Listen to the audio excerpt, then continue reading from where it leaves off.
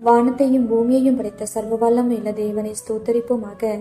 இரவு முழுவதும் கண்ணின் மணி போல பாதுகாத்து இந்த புதிய நாளை காணும்படியாக பிப்ரவரி 11ஆம் தேதிக்குள்ளாக நம்ம வழிநடத்தி வந்த தேவனுக்கு நன்றி செலுத்துவோமா?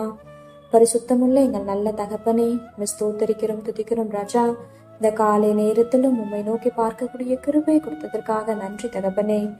அப்பா, இந்த நாளிலும் உங்களுக்கு பிரியமில்லாத எந்த காரியத்தையும் செய்யாதபடி உமக்கு பிரியமான பிள்ளையை வாழ உதவி செய்யுங்கப்பா. இந்த நாளிலும் எங்கள் தேவைகள் எல்லாவற்றையும் அறிந்திருக்கிறீர் ஆண்டவரே.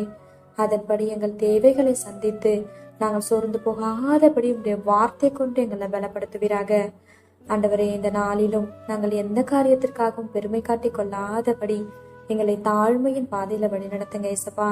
பெருமைக்கு எதிர்த்து நிற்கிறீர் என்று வேதத்துல பார்க்கிறோம் ஆண்டவரே. அப்பா, இங்க நாங்க பெருமை காட்டி கொள்ற அளவுக்கு எங்களால எதுவுமே இல்லை ராஜா. எல்லாமே நீங்க கொடுத்ததுப்பா. அதை உணர்ந்தவர்களாய் எல்லா சூழ்நிலையிலும் தாழ்மையாய் நடந்து கொள்ள நீர் எங்களுக்கு கற்றுத்தாரோம். உண்மை போல எல்லாரையும் நேசிக்க கற்றுத்தாரோம். இந்த காலை நேரத்தில் ஜெபிக்கிற ஒவ்வொருவரையும் ஆசிர்வதிங்கப்பா. அவர்கள் குடும்பங்களையும் சட்டைகளால மூடி மறைத்து பாதுகாத்து கொள்ளும். துதி கன மகிமையெல்லாம் ஒவ்வொருவருக்கே செலுத்துகிறோம். இயேசு கிறிஸ்துவின் இனிய நாமத்தில் ஜெபிக்கிறோம் எங்கள் ஜீவனுள்ள நல்ல பிதாவே, ஆமென்.